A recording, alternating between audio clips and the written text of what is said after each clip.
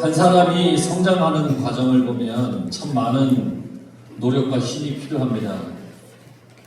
다른 동물과는 다르게 특히 사람은 성장하는데 참 많은 시간이 필요합니다.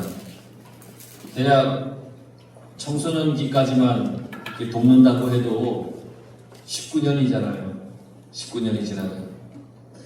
그런데 태어나서 자기 의사 표현을 하기까지도 이렇게 보면 정말 많은 시간이 걸리고, 글을 배우고 익히는데 참 많은 시간이 걸리고, 또 나중에 사회에 적응하기까지도 참 많은 시간이 걸리고,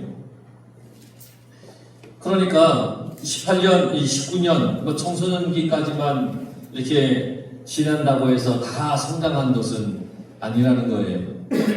어쩌면은 사람은 죽는 그날까지 성장을 위해서 산다고 해도 과언이 아닐 거예요. 성장해야 되는 거예요. 많은 곳에 보면 노인대학, 어르신학교, 요즘은 또 고급스럽게 노치원, 이렇게 또 이렇게 있어요. 유치원이 아니에요. 노치원. 가끔 보면 프랭카드에 어르신 유치원이라고 말도 안 되는 소리를 써놓고 있어요. 유아 유자를 붙여가지고 어르신 유치원이라는데 아니 노치원. 그런데 이제 이런 많은 것, 이제 이런 어떤 그 나이 드신 분들을 위한 이런 학교들이 많이 생겨나는 것은 배움에 대한, 성장에 대한 갈망이 사람에게는 참 많이 있기 때문입니다. 그래서 이 배우고자 하는 그 열망, 그런 것 때문에 우리는 늘 배우고 성장해야 되는데, 이렇게 물어보는 사람이 있을 수도 있어요. 아니, 이런 시골에서 우리가 성장하면 얼마큼 성장할 수 있다고 자꾸 성장 말씀하십니까? 그렇게 제게 물어보는 분들이 있을 줄 몰라요. 맞아요. 이 시골에서 더 배우고 익힐 수 있는 게 도대체 뭐가 있을까요? 하지만 이런 시골이라 할지라도 여러분들은 성장해야 합니다. 성장해야 됩니다. 세상적으로 더 성장할 것이 없어 보이죠? 이곳에서는 어떤 문화 혜택도 없고, 여기 노인대학도 없고, 그럼 도대체 목사님 우리 보고 뭘 어떻게 성장하라는 겁니까? 이렇게 물어보는 사람도 있을 수 있어요. 그런데 그래도 성장해야 합니다. 세상에서 더 이상 성장할 게 뭐가 있겠습니까? 여러분 생각해 보세요. 먹고 사는데 지장 없잖아요. 서로 이야기하는데 소통하는 것에 지장이 없잖아요. 물건값 내고 거스름 돈 받는데 여러분 지장 없으시죠? 버스 타고 태안 시내 나가는데 지장 있으십니까? 심지어는 태안까지 나가서 서울도 인천도 가시더군요.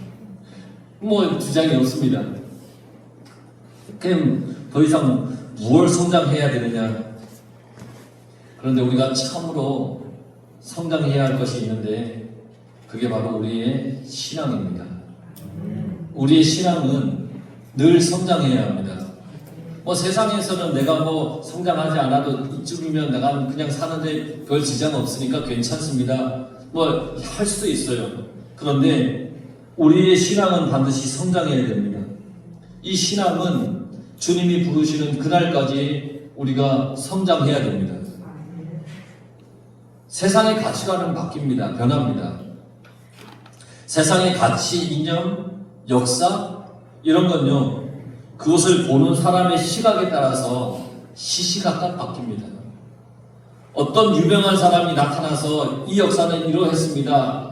그 전에 했던 이야기들은 좀 잘못된 것 같습니다. 이게 맞습니다. 주장하면 그게 맞는가? 그럽니다. 그러니까 세상의 어떤 여러 가지 가치, 이념, 역사 이런 것들은 보는 시각에 따라 다 변합니다. 하지만 하나님의 말씀은 그렇지 않습니다. 하나님의 말씀은 진리의 말씀이기 때문에 그 메시지가 분명합니다. 변하지 않습니다. 아무리 어떤 사람이 와서 이렇다 저렇다 주장한다 할지라도 이 속에 들어있는 하나님의 진리의 그 말씀은 결코 변함이 없다는 겁니다. 수천 년이 지났습니다. 그러나 그 말씀은 여전히 변함없이 우리에게 생명으로 함께 하십니다. 변함이 없었습니다. 하나님의 말씀은. 그래서 우리는 죽는 그 순간까지 진리의 하나님께 가까이 나아가기 위해서 성장해야 된다는 겁니다. 예수님께서 나를 인도해 주셨잖아요. 앞으로 인도해 가실 거잖아요. 영영 부를 나의 찬송이라고 우리가 고백을 했잖아요. 그러니까 우리는 영영 부르기 위해서 그 찬송을, 하나님을 찬송하기 위해서는 내 신앙이 자라야 영영 하나님께 찬양하고 하나님을 부를 수 있는 것입니다. 어제보다 오늘이 더 하나님께 가까이 다가가는 삶이 되어야 된다는 말씀입니다. 오늘보다 내일은 더 하나님께 가까이 다가간 삶으로 변화되고 성장해야 된다는 얘기입니다. 그러니 오늘 본문의 말씀을 통해서 우리의 신앙이 성장하기 위해서 어떻게 살아야 할지를 우리가 함께 은혜를 나누고자 합니다. 오늘 말씀을 보면서 여러분들의 신앙이 늘 성장하고 자라기를 간절히 바라는 마음으로 함께 말씀을 나누길 바랍니다.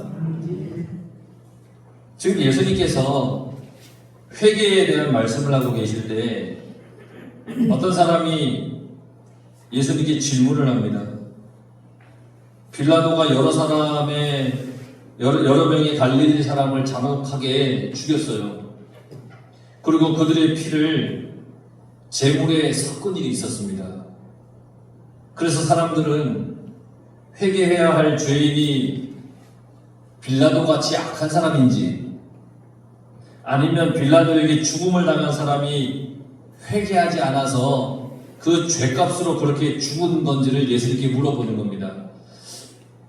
빌라도가 악한 사람입니까? 아니면 회개하지 않아서 죽은 저 사람의 죄값을 치르는 저 사람의 잘못이 더 큽니까?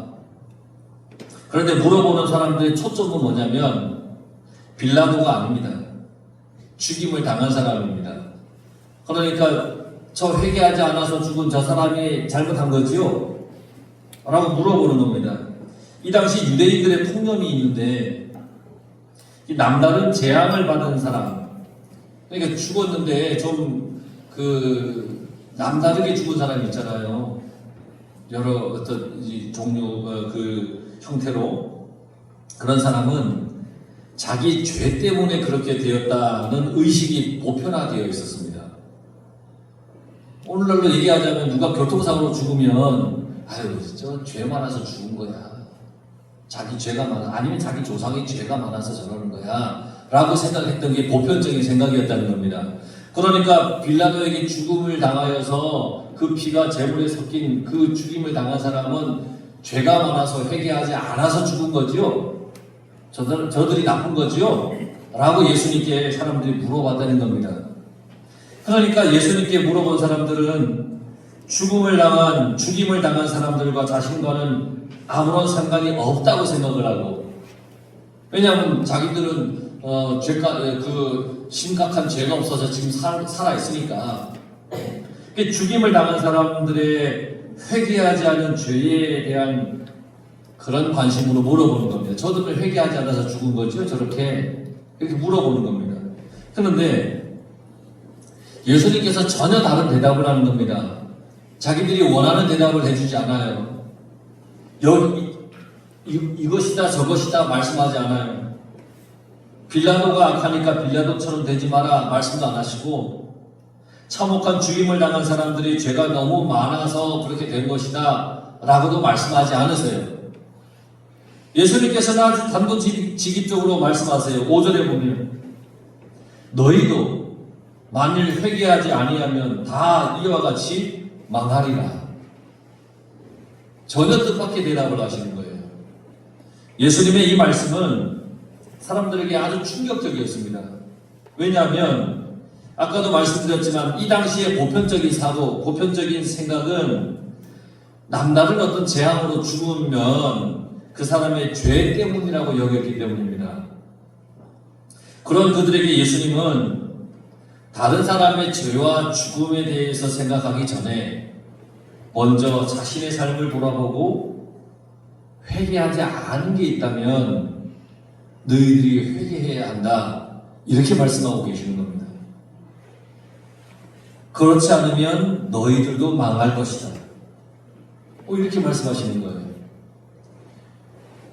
모든 일의 과정과 결과를 이렇게 보면서 자신을 제3자로 아니면 방관자로 보지 말고 일어난 일을 보면서 자신에게 주는 징조로 대해야 된다는 말씀입니다. 예를 들자면 옆집에 농사를 지었는데 옆집이 농사를 지었어요. 그런데 병충해 때문에 그의 농사를 망쳤다고 합시다. 예를 드는 거예요. 그걸 보면서 생각하기를 평소에 마음 씀씀이가 나빠서 농사가 안 됐지 아이고 라고 하지 말라는 얘기입니다. 나도 농작물을 잘 관리하지 않으면 저렇게 된다는 것을 생각하고 미리미리 예방해야겠다는 생각을 품으라는 겁니다. 여러분 그런 사람 많잖아요. 누가 뭐 안 되면 에휴 저럴 줄 알았어. 평소에 하는 거 보니까 저럴 줄 알았어. 근데 그러지 말라는 겁니다. 그걸 보면서 나도 잘못하면 안 되겠구나 하고 스스로를 돌아보라는 겁니다. 주님의 말씀입니다. 그리고 예수님께서는 모두가 잘 아는 한 가지 사건을 그들에게 말씀하시는데 실로암의 망대가 무너져 치어 죽은 18사람에 대한 이야기입니다. 실로암, 여러분 실로암 연못을 알죠?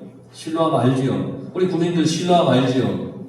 여러분들이 특성도 했잖아요. 실로암. 실로암이 연못이라는데 그게 어떤 연못이냐면 기혼이라는 샘이 있습니다. 샘에서부터 예루살렘으로 공급되는 물을 저장하기 위해 있는 저수지가 이 실로암입니다. 예루살렘에 물을 공급하기 위해서 있는 실로암이에요. 1세기에 실로암 망대가 무너진 사건이 실제로 있었습니다.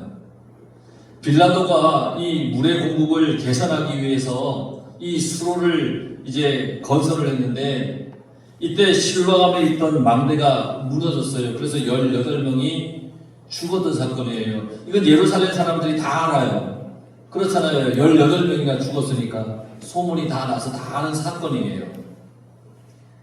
그런데 예수님께서는 이 사람들이 예루살렘에 사는 다른 사람보다 죄가 많았기 때문에 이런 일을 당한 게 아니라고 말씀하셨어요.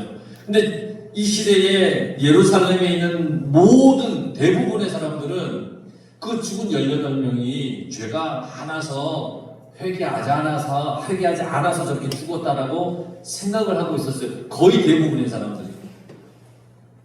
근데 예수님은 그게 아니라는 거예요. 빌라도의 사건과 실로암 망대의 사건을 통해서 말씀하시고자 하는 의도는 딱 하나예요. 주님이 뭘 말씀하시고자 하느냐? 회개하라. 너 자신이 스스로 회개하라. 이걸 말씀하시고자 하는 겁니다. 회개하지 않으면 치명적인 재앙, 심판을 당한 당하는 것이라는 것을 분명하게 말씀하시는 겁니다. 회개하지 않는 그것이. 그러니까 5절에 너희도 그렇게 망한다. 심판은 반드시 있다. 이 주님의 말씀이에요. 이 심판은 그 누구도 빠져나오지 못할 영원한 심판입니다. 심판이 오면 돌이킬 수가 없습니다. 그 이야기가 6절에서 9절에 또 말씀하십니다. 포도원에 무화과 나무를 심은 것이 있었습니다. 그런데 그 무화과 나무가 열매를 맺지 못했습니다. 주인이 포도원 지기에게 야, 이 무화과 나무 찍어버려. 야, 3년 동안 보니까 야, 뭐 열매도 못 맺는데 찍어버려. 그랬습니다. 다행히 우리 교회 무화과 나무는 3년이 지나니까 열매가 무럭무럭 열려서 잘 먹고 있어서 찍어버리지 않을 겁니다만은 만약에 저 나무가 열매를 맺지 않았으면 아마 저도 찍어버렸을 거예요. 뽑아버렸을 거예요. 열매도 맺지 못하는데 그냥 이파리만 무성하면 뭐합니까? 근데 주님이 그 비유로 말씀하시는 거예요. 포도원의 자리만 차지하고 있는 거 합당하지 않다는 거예요. 그런데 포도원 지기가 주인에게 한 해만 더 기회를 달라고 부탁을 해요.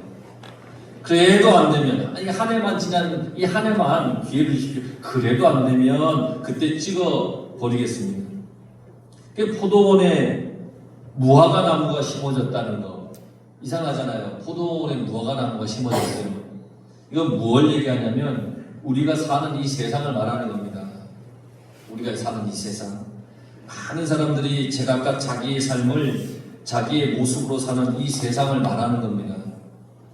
그런데 이 중에는 하나님을 믿는 사람도 있고 또 믿지 않는 사람도 있어요. 세상은 그렇잖아요. 포도나무도 있고 무화과 나무도 있고.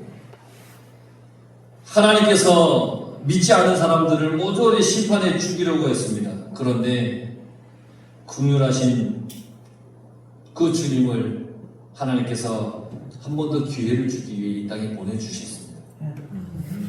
그리고 우리를 위해 십자가를 지심으로 아직 기회를 주시는 겁니다. 아직 기회를 주시는 겁니다. 8절에 금년에도 그대로 두소서 내가 두루 파고 거름을 주리니, 이 말씀은 주님께서 기회를 주시는 굉장한 은혜입니다. 주님의 말씀을 들을 기회, 복음을 들을 기회를 주신다는 말씀입니다. 하지만 그래도 안 될 경우 그때 가차없이 찍어 버리라는 겁니다. 지금은 기회의 시대이지만 곧 주님께서 오셔서 심판하시게 되면 그때는 어떤 기회도 주어지지 않는 겁니다. 기회가 있을 때. 그래서 주님께서는 빌라도에게 죽임을 당한 사람이나 실로암 망대가 무너져 죽은 사람들을 보면서 그들의 죄를 운운하지 말고 나를 돌아보고 나의 죄를 회개할 기회로 삼으라고 말씀하시는 겁니다. 심판은 반드시 있습니다. 그런데 아직은 하나님께서 보류하고 계십니다. 없다는 게 아닙니다. 아주 오랜 후에라고 하는 말도 아닙니다. 보류입니다.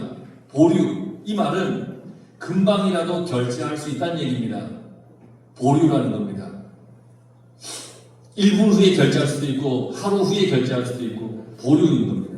때와 시기를 우리가 알지 못할 뿐이지 언제 하나님께서 심판의 주를 이 땅에 보내실지 아무도 모르는 겁니다. 그러니까 기회가 있을 때 우리의 마음의 문을 활짝 열고 주님을 믿고 영접하며 살아야 됩니다. 베드로후서 3장 9절에 주의 약속은 어떤 이에 더디다고 생각하는 것 같이 더딘 것이 아니라 오직 너희를 대하여 오래 참으사 아무도 멸망치 않고 다 회개하기에 이르기를 원하시느니라. 주님의 뜻이라는 겁니다. 더딘 게 아닙니다. 모두가 구원에 이르기를 바라는 마음으로 기다려 주시는 겁니다.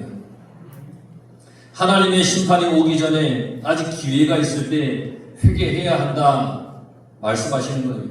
결국 영원한 생명과 관련된 가장 우선적인 일은 뭐냐? 회개하는 겁니다. 회개하는 겁니다. 그래서 우리가 항상 하나님 앞에 기도할 때 먼저 회개의 기도를 하는 겁니다. 하나님, 나의 잘못을 용서해 주십시오. 우리는 늦기 전에 회개해야 합니다.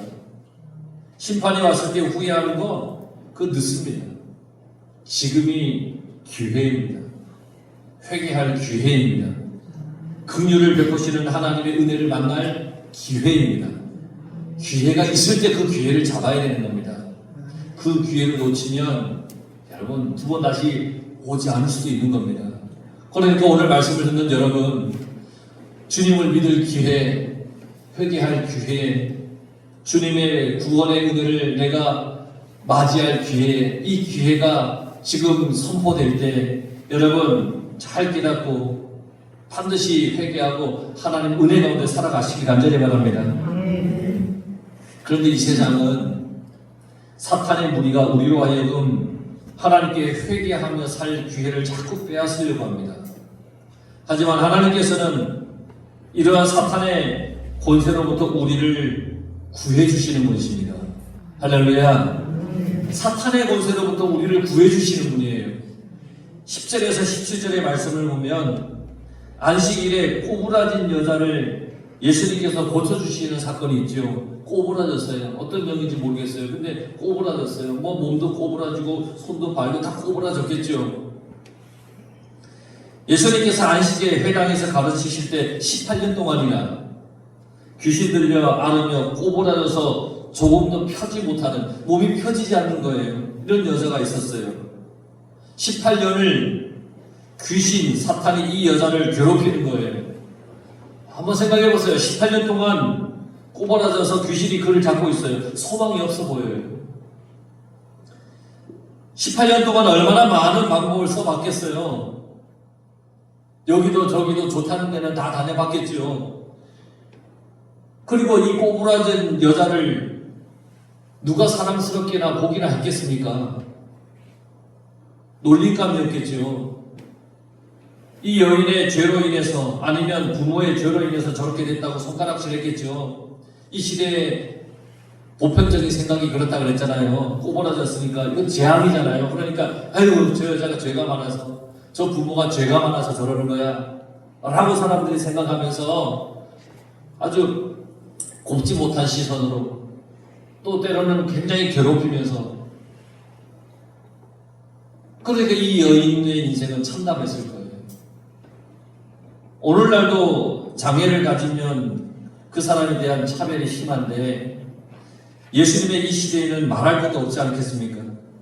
그런데 예수님께서 이 여자에게 뭐라고 말씀하셨느냐? 12절에 여자여 내가 내 병에서 놓였다 이렇게 말씀하셨습니다. 그리고는 귀신을 쫓아내시고 낫게 해주셨어요.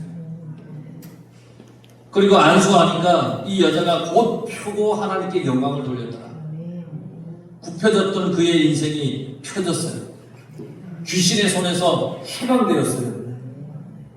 더 이상 사탄이 그녀를 괴롭히지 못하게 되었어요.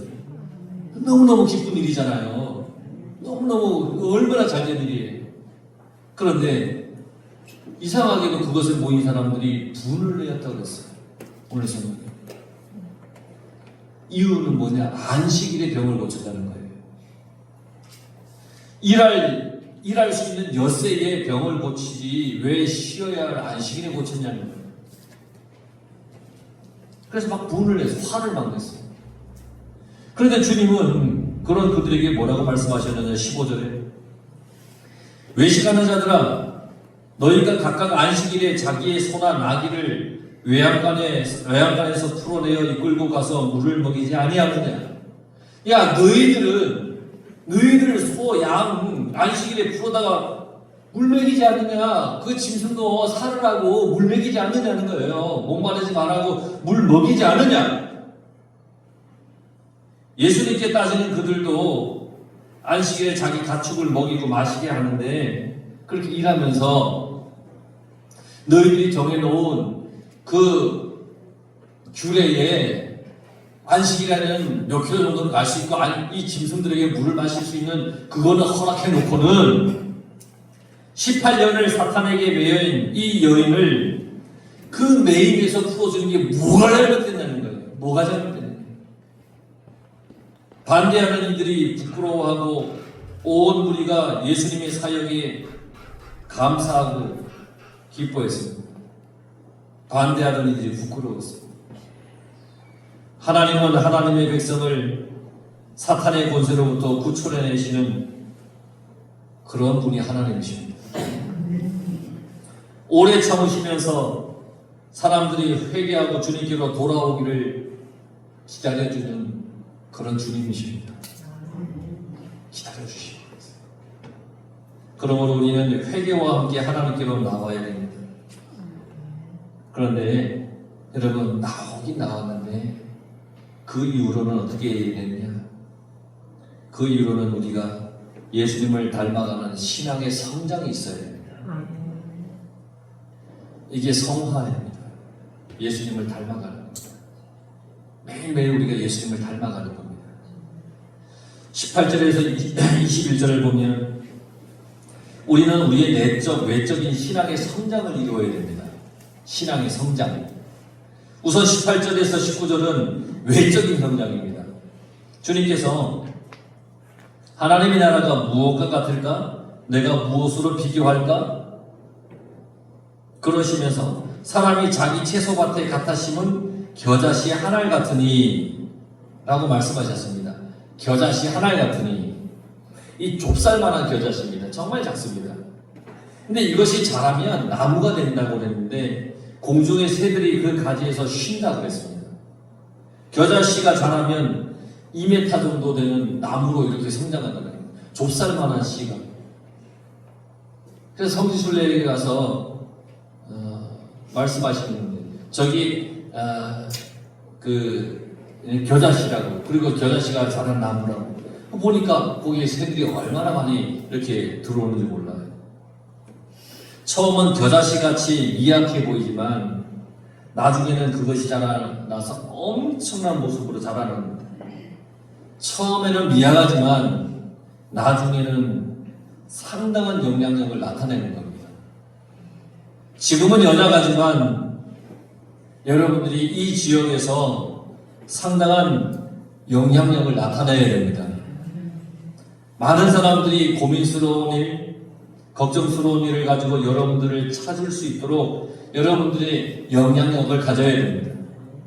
이걸 위해 기도하시기 바랍니다. 기도하십시오. 또한 누룩의 비유는 내적인 성장입니다. 가로 서말 속에 넣은 누룩은 그것을 부풀게 합니다. 우리 속에 예수 그리스도의 말씀을 넣어서 우리의 마음이 커져야 됩니다. 그러니까 속 좁은 인간의 마음을 품지 말고 긍휼과 자비가 넘치는 주님의 마음을 품으며 살아가시기 바랍니다. 신앙은 성장하는 겁니다. 성장해야 됩니다. 주님을 통해서 여러분들의 외적인 성장, 그런 잘 되는 것이 있어야 됩니다. 그리고 내적인 성장, 인격적인 모습이 있어야 됩니다.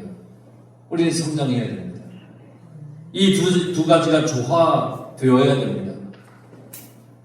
겉만이 아니라 속만이 아니라 둘 다 성장해야 된다는 겁니다. 그런데 이 모든 것의 시작은 어디냐? 회개부터 시작되는 겁니다. 그래야 우리의 신앙이 성장하는 겁니다. 여러분, 성장하길 원하면 매일 주 앞에 회개의 기도를 드리십시오. 왜냐하면 우리는 매일매일 죄를 많이 짓기 때문입니다. 회개하십시오. 회개는 신앙의 내적인 성장의 시작입니다. 회개의 삶을 살 때 여러분들을 향한 하나님의 놀라운 계획과 뜻이 이루어질 것입니다. 회개할 때에 우리는 더욱 주님께 가까이 나아갈 수 있습니다. 내 마음을 활짝 여는 겁니다. 주님 앞에 내 마음을 열어 제끼는 게 회개하는 겁니다. 주님, 나 이렇습니다. 용서해 주십시오. 주님, 내 마음이 이렇습니다. 내 삶이 이러했습니다. 나를 용서해 주십시오. 그렇게 주님께 내놓고 회개할 때 우리는 더 주님께 한 걸음 가까이 갈 수 있는 것입니다. 그랬구나. 이리 오너라. 내가 너를 용서해 줄게. 이러한 주님께로 우리가 한 걸음 더 가는 거라는 겁니다. 여러분, 무난히 항상 회개하고 그것을 통해 신앙의 놀라운 성장을 이루는 우리 모든 성도들이 다 되시기를 주의 이름으로 간절히 축원합니다. 기도하겠습니다.